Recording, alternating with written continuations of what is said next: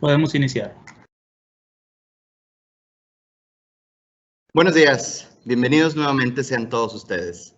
Continuamos con las actividades del día de hoy dentro del marco del 17º Coloquio Internacional sobre Políticas Sociales y Sectoriales, Cambios y Perspectivas de las Políticas Sociales ante los Escenarios Globales, presentado por la Facultad de Trabajo Social y Desarrollo Humano de la Universidad Autónoma de Nuevo León.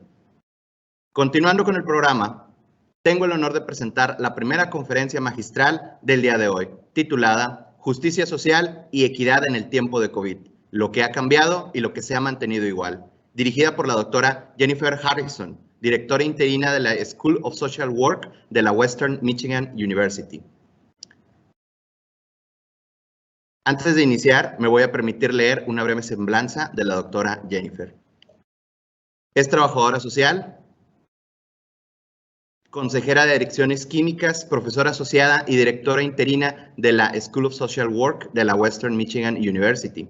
Su trabajo clínico se centra en el uso integrado de sustancias, la salud mental y los servicios de salud física para personas con necesidades concurrentes. Sus intereses de investigación y su historial de publicaciones incluyen temas como la justicia social internacional, la salud mental concurrente, el abuso de sustancias y las necesidades médicas entre adultos y el servicio de pares en servicios de salud conductual.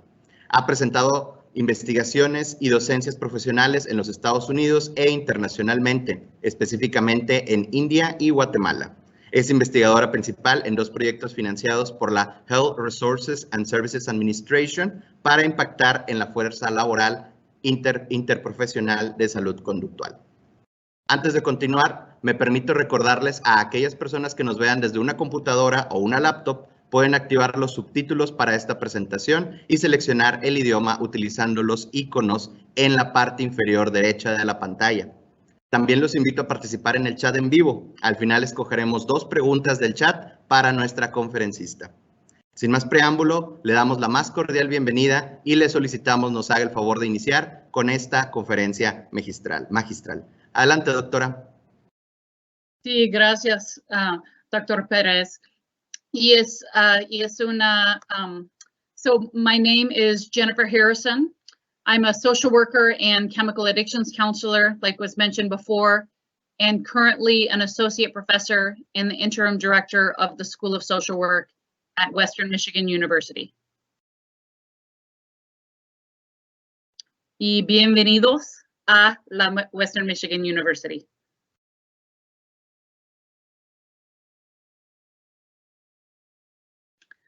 I'm so honored to have the opportunity to present to you today, and from Western Michigan University and the Universidad Autónoma de Nuevo León to be partners in education, research, and social justice. We were privileged enough to have Doctora Maria Elena Ramos Tovar serve as a visiting professor at Western Michigan University. And in the 2019-2020 year, and have benefited greatly from her research, teaching, and scholarship focused on mental health impact of the migration experience, and specifically the experience of deferred action for childhood arrival, DACA, or dreamer status in the United States.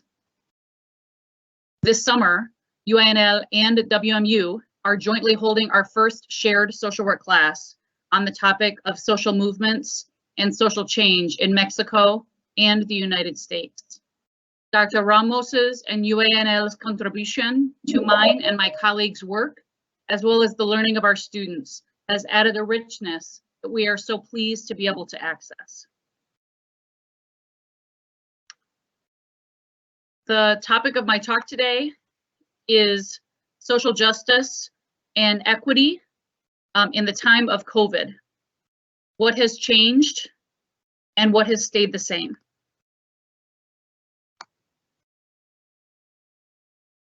The practice of social work, social sciences, and social policy have all changed significantly in the last 18 months. Indeed, the ways we work, seek healthcare, interact with our friends and family, and receive education are all quite different than prior to COVID.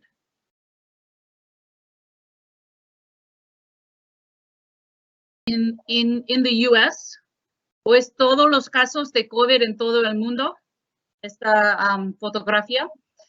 In the US, we have another wave that speaks to the inequality and lack of justice secondary to COVID. In the US now, everyone over the age of 12 has been eligible for vaccination since April, but only 50% of those eligible for vaccination in the US are vaccinated. Mentioning that in the US, we now have another wave that speaks to inequality and a lack of justice that's secondary to the COVID-19 infection.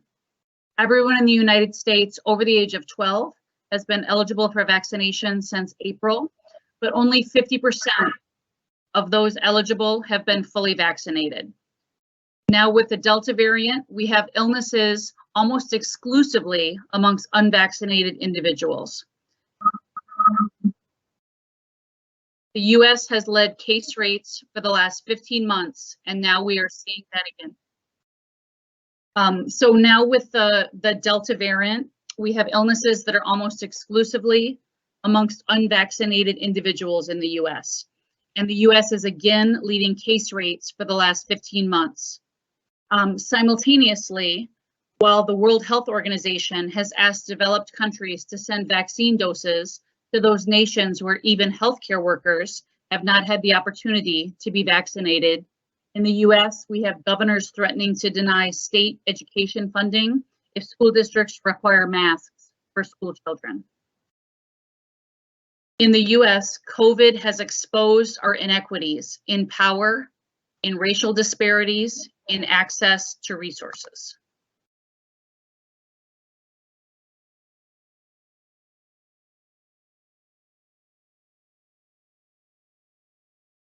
These es algunos de los resultados de investigación de mortalidad de COVID a personas de razas diferentes a estado. In a recent article in the Journal of Racial and Ethnic Disparities by Siegel and colleagues, age-adjusted mortality is even greater than crude mortality rates from COVID, as Black, Brown, and Indigenous people in the US already die prematurely. This article directly correlates the part that states play that have forced portions of their economies to remain open, including restaurants and schools in some parts of the country, with racial disparities in death rates. Quite simply, people of color in the US are more likely to work low-wage jobs, which put them at risk for exposure to COVID and other environmental risks. Then they face disparities in healthcare outcomes, meaning once they contract COVID, they are more likely to have severe illness, be hospitalized, and then die. We've seen these disparities amplify our existing inequity within the US. We can no longer ignore it. Social work is called to respond to these disparities in both the micro and the macro realms of our practice. It's a construct in social work that's not an either or, not practicing in either the micro or the macro arena, but a both and. Every time we're doing work with an individual or family, we're thinking about how those macro aspects, how the policies and organizational practices impact that individual or that family. And by contrast, when we're working on the macro sphere, when we're an administrator for an organization, leading a non-governmental entity, or working on policy making at our municipality, state, or national level, work on individuals.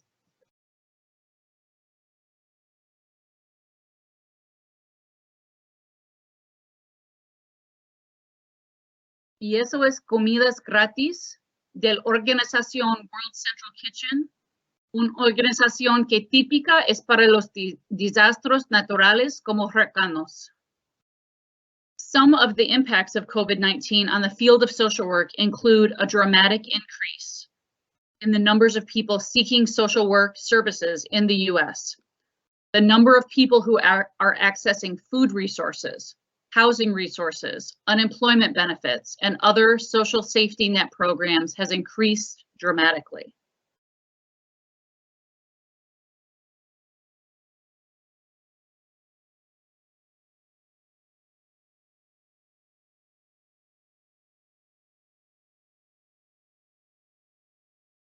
Again, these impacts are not evenly distributed, as 29% of low-income individuals reported income or job loss directly related to COVID-19, and only 19 to 21% of middle and high-income individuals report job loss related to COVID-19, as reported in a recent study by the Brookings Institute.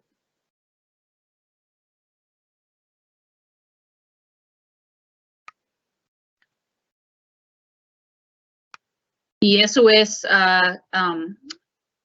una cosa, una audiencia judicial remota.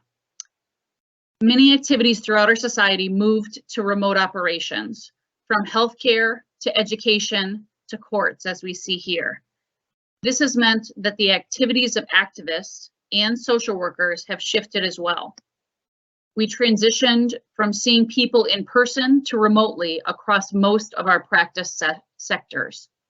In clinical social work, there's been a massive and likely lasting impact on the way we practice, as most counseling services moved to a telehealth model within a few weeks in 2020. Researchers, including Ashley Battistini and colleagues who recently completed a meta-analysis which compared outcomes of video telehealth and in-person services, found equivalent outcomes in both formats. In some cases, satisfaction is also higher. I've seen in many of our clinical settings that younger clients vastly prefer the telehealth setting because they're often really used to that interaction that occurs between individuals on the screen, whereas those of us that are older in our lives may have just been acclimating to this setting within the last several years. Eso es alguna de los impactos de trabajo social in micro también. This again has been harder on some, this transition. People with serious mental illnesses not only don't always have access to the hardware, internet, or programs that they need to access telehealth services, but might also experience symptoms which get in the way. If you have a fixed delusion that you're being watched through devices and then are communicating with your social worker, psychologist, psychiatrist only through a screen, it's a really tough hurdle to get through in terms of those symptoms. Even meetings like community support groups for people seeking recovery from substance use disorders went remote.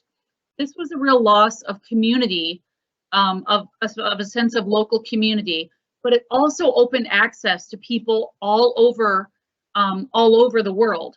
I have clients who are using apps like In the Rooms and Meeting Now to connect with 12-step communities around the English-speaking world. I have clients that are accessing Dual Recovery Anonymous meetings from Michigan to Oregon, that are accessing lesbian, gay, bisexual, and transgender Queer Plus meetings for Narcotics Anonymous in upstate New York, that are accessing Dharma recovery meetings in Dublin, Ireland. So as long as you can get the time change right, it's a really nice way to access some of the services that might not be available in your local community, particularly if you're living in a rural area. Y eso es niños que van en la escuela en su casa. Schools around the world also moved from in-person learning to remote learning. For families who had access to fixed wireless internet, this was perhaps a difficult but achievable goal.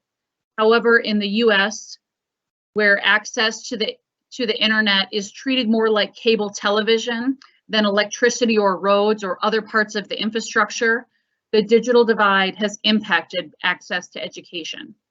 Although 93% of people in the US have access to internet services, there are over 17 million rural school children that lack internet access. This creates this digital divide that again separates people with resources from those without, and impacts their access to not only education, but also healthcare. In 2020, 71% of people in Mexico had access to the internet, an increase over 2019, but still lower than the rates nationwide for Argentina, Chile, and the Dominican Republic. This, like our disparities in death rate from COVID-19, have exposed perhaps long-standing inequities and shined a light on them in social work. Y eso es un centro de derechos indígenas en el sur de México. As community centers and universities closed in-person operations, social workers across the US and the world began to quickly pivot to greater remote operations. We have learned new ways of doing social work, and yet we're missing that tactile element of our work at times. Indeed, perhaps our shared undergraduate and graduate course this summer with Universidad Autónoma de Nuevo León y Western Michigan University would have been quite different without COVID. Even this colloquium. I hope that I would have been able to be with all of you in person, but who knows? COVID has changed all of our systems in social work and social work education, as well as higher education as a whole.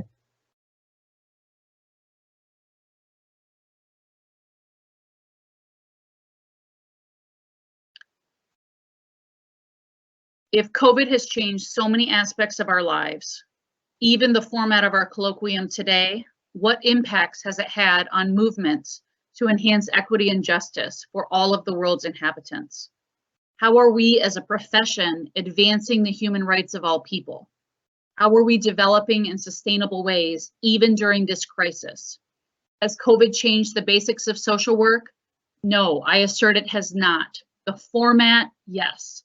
The scope, at times, but the essence of our fields and our call to advance justice have resurged in their necessity and are more relevant than ever. Jeffrey Pliers in this slide wrote in his recent article entitled "The Pandemic as a Battlefield" about the response of social movements to COVID and how adept grassroots movements have been at adjusting to COVID and fulfilling 5 main roles: protests, defending workers' rights, mutual aid and solidarity, monitoring policymakers, and public education. In the US, we say that there is a push to assure that every person can vote and that every vote counts, to uphold the legacy of Congressperson John Lewis, who told us all to get into good trouble, which is what he did on the Edmund Pettus Bridge protesting in Selma, Alabama in 1965 during a previous era of social justice, when organizers, far from being naive in their understanding of the risks of social action, trained people in nonviolence. A young John Lewis and all of the others knew what they risked, that they risked injury, they risked jailing, they even risked death. They also knew that the world would be watching, the cameras rolling, and that America could not look away.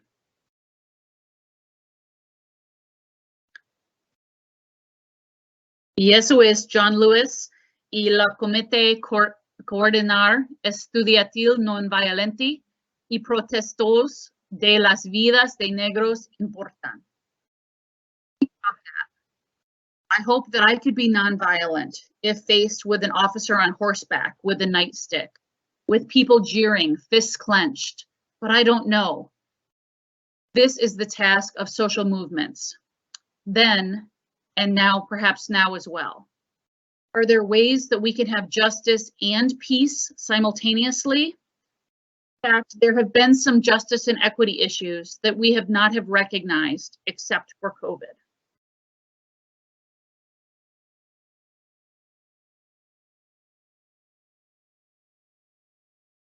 In Bob Mullally and Juliana West's updated text challenging oppression and confronting privilege, a critical approach to anti-oppressive and anti-privilege theory and practice, the authors discuss methods of anti-oppressive social work. This often means working, as Bob Mullally states, within and against systems of care. We have to be within the health centers, within the government programs, within the schools to do the work, and yet that work against those same systems of care is necessary to achieve justice and equity. It's a careful balance doing that within and against, one that as a person of privilege, I can sometimes miss.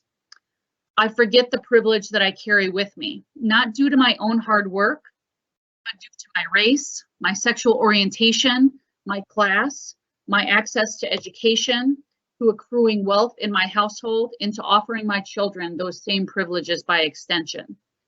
It is not that I have not earned some of the things in my life, but if I am truly being anti-oppressive in my social work practice, I have to use my privilege to work for justice and equity.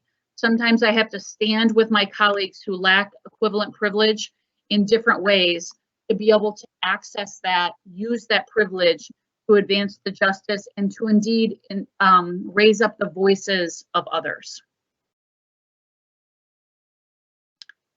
Eso es el impacto trabajo social macro. Lots of people are engaged in these acts, which are small and large, and COVID has been both a continuation and a spark. I wonder, would we have understood that any one of us could become food insecure, lose our income from one day to the next without COVID? Perhaps not. Would white people in the United States have joined with Black people in finally recognizing that Black lives matter if we all hadn't needed to watch the literal knee of the state on George Floyd's neck as he was murdered in the streets of one of our cities? Indeed, would the murderer have been held to account in a different era without the technology to, like in 1965, turn our eyes to the reality of police brutality in the US? I'm not sure. Would we have recognized that opioid use disorders are health conditions with similarities to diabetes and depression, unless we knew someone in the last years who had struggled to recover from their addiction? I hope that we would have, but like COVID, knowing someone with a substance use disorder helps to normalize, helps us to understand that these health conditions are not conditions of moral failings, but health conditions that are preventable, treatable, and that people can and do recover from every day. Would we have had the discussions about protecting our fellow community members by distancing, masking, and receiving the vaccination as soon as we are able, if not for COVID? Indeed, are there ways that COVID and the resulting isolation physically has made us look at our own social systems more deeply?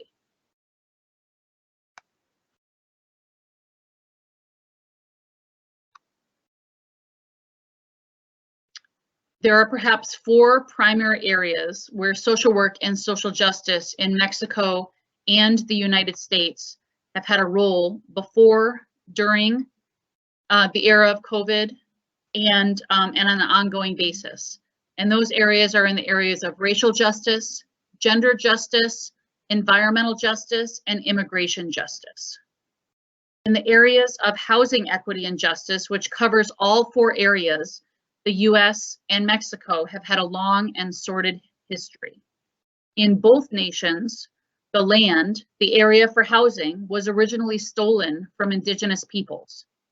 Even our border between our 2 nations has not always been fixed. A popular Chicana Rights t-shirt correctly asserts, "We did not cross the border crossed us." Beginning with the start of the 20th century, and in the era of Jim Crow in the US, housing inequality began to be codified through the use of racial covenants, which specified that in some communities, non-white people were not allowed to own property in those areas. And dissimilarly, women in Mexico could own and transfer property and land from the 1800s forward.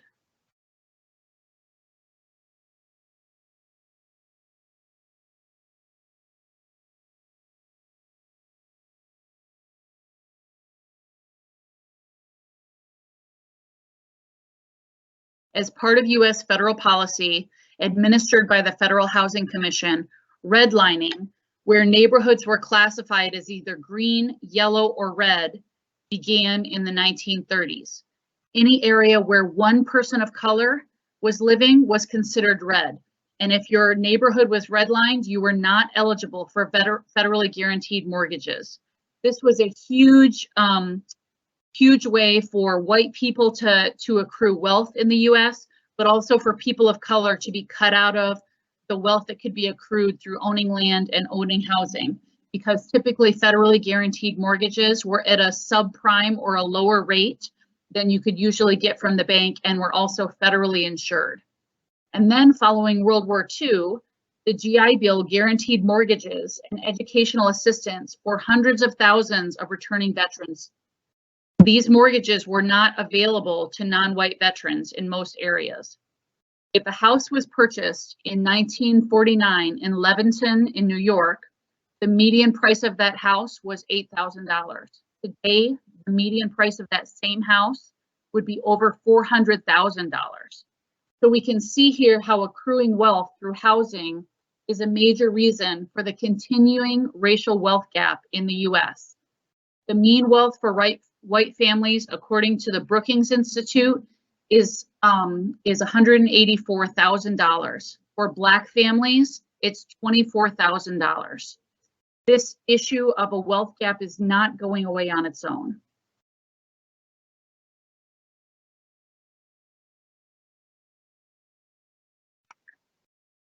Vivienda y agua. Having poor housing also means poor schools, poor roads, poor health services, parks, and importantly, proximity to environmental risks, including industrial areas and exposure to potentially harmful chemicals and unsafe water. The same construct is of course true in Mexico as well, where many people living in poor housing only have access to contaminated water. In my own state of Michigan, the Flint water crisis of 2015, where high lead levels poisoned a whole city, will impact this community for generations. Would this have happened in a city with more wealth, more whiteness? COVID brought with us a moratorium on evictions, making people leave their rental housing. That moratorium ended earlier this month on August 1st, 2021. As social workers, we need to work at both ends of housing equity, both the micro and the macro ends. At the micro level, we advocate for people who have access to and stay in affordable housing. Sometimes this means applying for benefits, helping people search for housing, providing home-based services that help them stay in their home instead of nursing homes or being homeless. And at a macro level, the charge is clear. We have to work to repair the damage of housing discrimination. This means reparation for the harm that was specifically caused by racist policies that harmed Black, Brown, and Indigenous people, including within the last 50 years in the US. This is the work of social workers before COVID, but it continues to be the work during our current period and will of course be necessary after the worst of our pandemic has ended.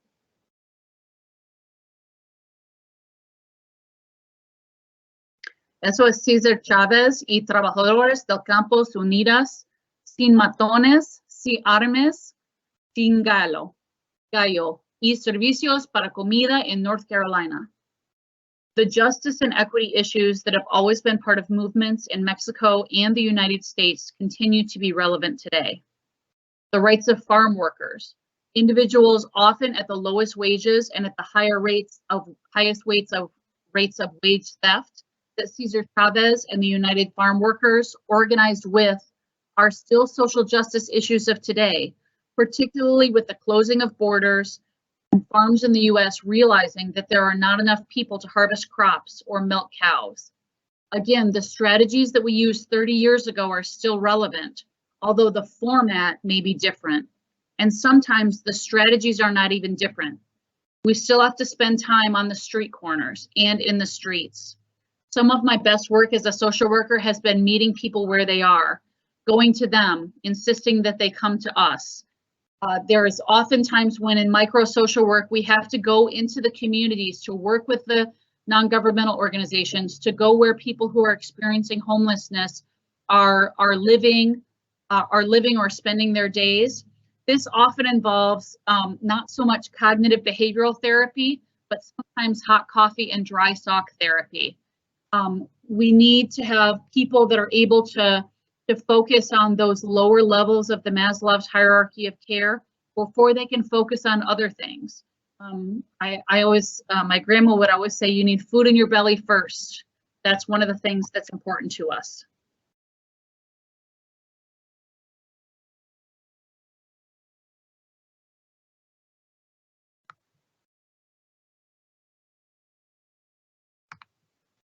Y eso es hashtag #MeToo protestas y protestas en la Universidad Autónoma de México sobre las vidas y cuerpos de mujeres. We know that our futures are tied to each other in the very food that we eat. Whether the hashtag #MeToo started by Tarana Burke or the Voces Unidas movements, women from the United States and Mexico are beginning to rise up and assert that their lives and bodies have worth. The methods of social media and bed sheets with names of perpetrators might be new, but the message is the same.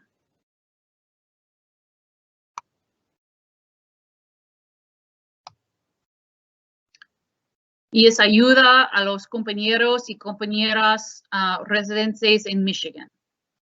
There are still children in cages in the United States. There are still growing rates of femicide in Mexico.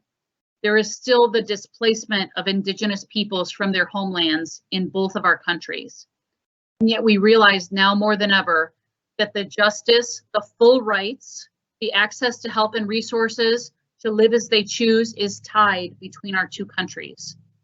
We have the opportunity to join our efforts as well, to use technology as we're using today and shared experience and policy expertise to advance the justice and equity of people in both of our nations. This means taking the time to understand each other's history and culture and language, with apologies for some of my grammar and pronunciation today, and getting to work together whenever we can. It means knowing that the justice that we seek for one group helps raise all of us up and provide hope for collective action.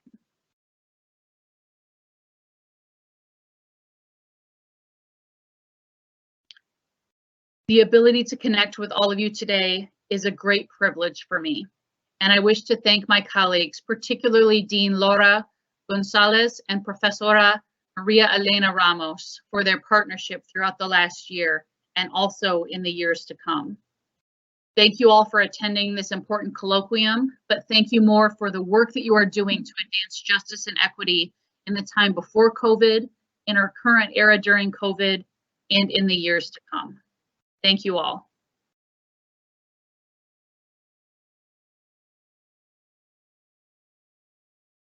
Muchas gracias a la doctora Jeniffer Harrison por su presentación el día de hoy. Y ahora pasaremos a una sección de preguntas en las cuales estaremos tomando algunas de las preguntas que hicieron durante la presentación en el chat. Para esta sesión me estará apoyando la doctora María Elena Ramos en la traducción. Muchísimas gracias, doctora María Elena Ramos, también.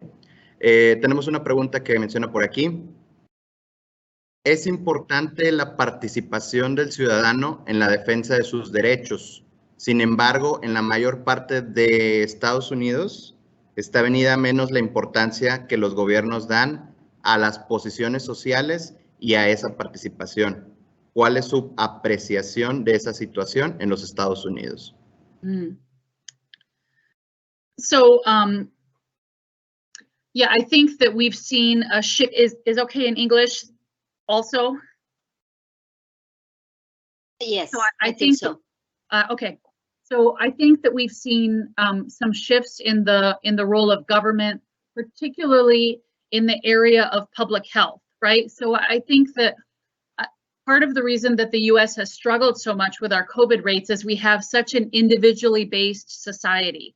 And so a society that's based upon we all make our own individual decisions, and we're not responsible for our brothers and sisters in that important way. And so I think COVID has changed that for us, and we've had to think about what is the relationship between my behaviors and my decisions to protect my own health with the health and welfare of my family, of my neighbors, of my community members, including people who may not have the ability to protect themselves in the same way. So, so I think that has that's changed our discussion in terms of the role of government and the role of our organizations that represent the government, but also that are separate from the government, our non-governmental organizations during COVID, is this sense of connection that we have. So, and then there was a second part of the question that I'm not sure I understood well. Comenta que hay una segunda parte de la pregunta que no entendió muy bien. Es acerca de la apreciación de las posiciones sociales y la participación social de las personas. ¿Cuál es la visión que tiene Estados Unidos al respecto? So I do think that in social work and in other organizations, in sociology, in anthropology, in social movements, that again, we in the US, we see more of a vision of collective action.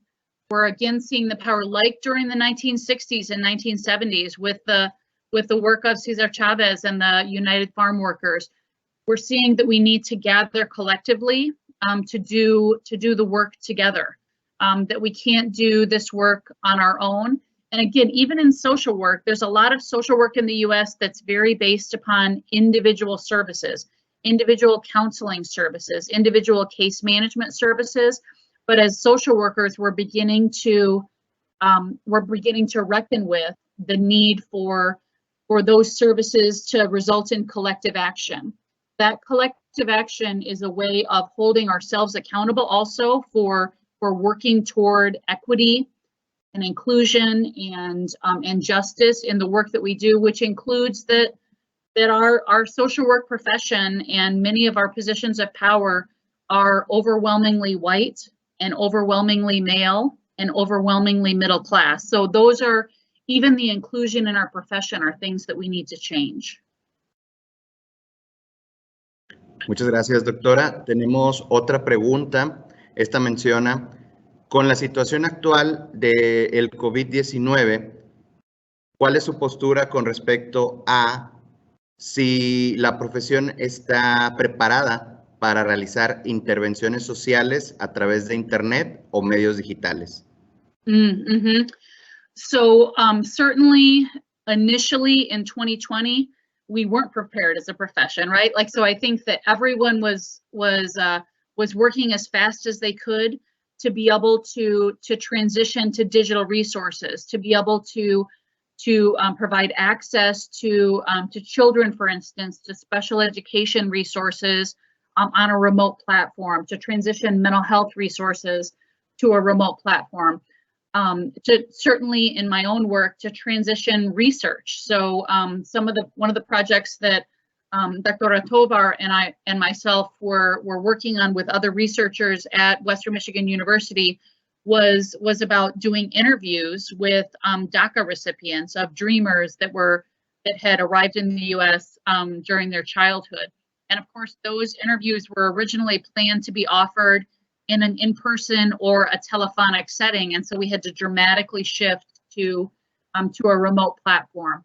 I have to say, within the last 18 months, I have been surprised at how many of the formats have really been very workable. So I think this colloquium is an example, right? Like, I'm not sure that we would have had the opportunity for close to 300 people from throughout Mesoamerica and Mexico and the United States to be able to gather simultaneously without the use of this technology.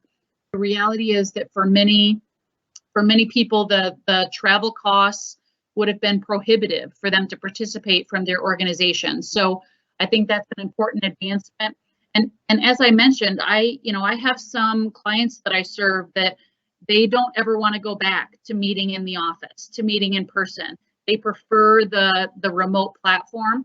And then I also have folks that I work with who were still having to take a digital, like a laptop or a tablet out to them so that they can meet with their providers because they don't have access to the internet. I think that's been one of the big things that we've seen, how critical access to internet resources is. And I think I mentioned in my presentation that in the US, we think about internet more like more like cable TV or some resource that you could purchase if you wanted to, but you don't need.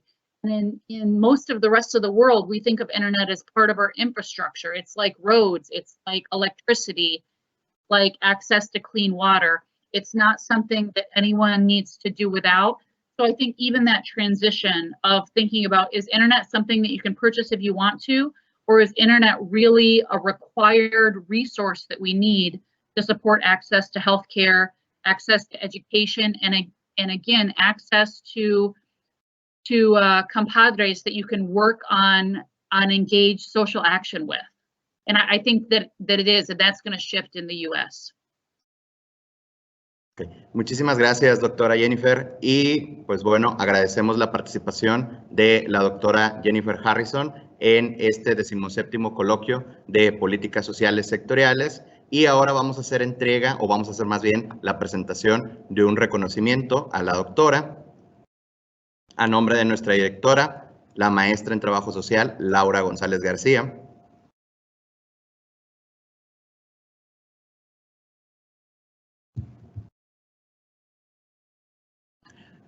Que me voy a permitir leer a continuación. La Universidad Autónoma de Nuevo León y la Facultad de Trabajo Social y Desarrollo Humano otorgan a la doctora Jeniffer Harrison, el presente reconocimiento por su destacada participación en el 17º Coloquio Virtual Internacional sobre Políticas Sociales Sectoriales, Cambios y Perspectivas de las Políticas Sociales ante los Escenarios Globales, con la ponencia magistral Justicia Social y Equidad en el tiempo de COVID, lo que ha cambiado y lo que se ha mantenido igual, efectuada el día 13 de agosto del 2021. Firman Alere Flaman Meritatis, San Nicolás de los Garza, Nuevo León, y firma nuestra directora, la maestra en Trabajo Social, Laura González García. Muchísimas gracias, doctora Jeniffer, y muchísimas gracias. Y muchísimas gracias a todos ustedes por haber estado aquí el día de hoy. Les recordamos que en punto de las 11 de la mañana tendremos nuestra siguiente conferencia magistral. Muchísimas gracias a todos por haber estado aquí el día de hoy y nos vemos en nuestra siguiente conferencia. Gracias. Sí, qué gracias.